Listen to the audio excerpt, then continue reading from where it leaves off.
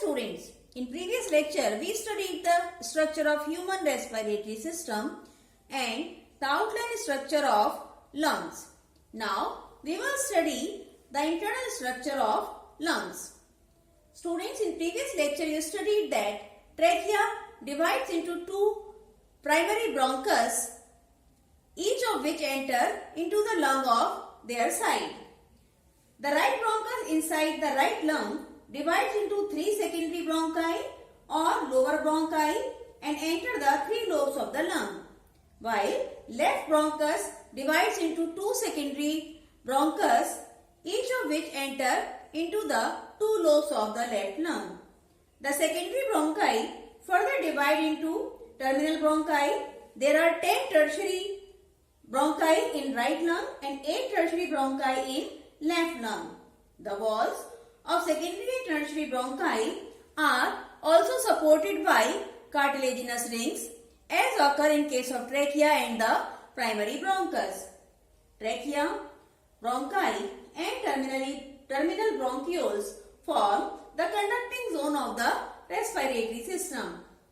Next, each tertiary bronchus divides into bronchioles. Each bronchiole is about 1 millimeter in diameter and is divided into minute terminal bronchioles.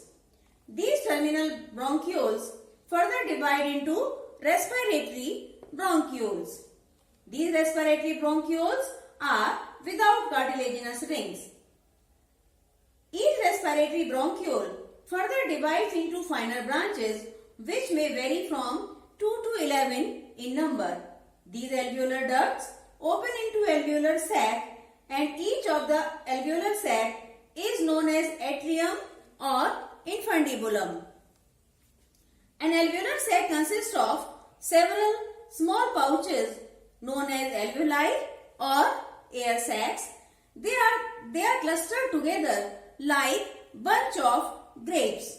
The cluster of alveoli and the respiratory bronchiole constitute the functional units of the lungs.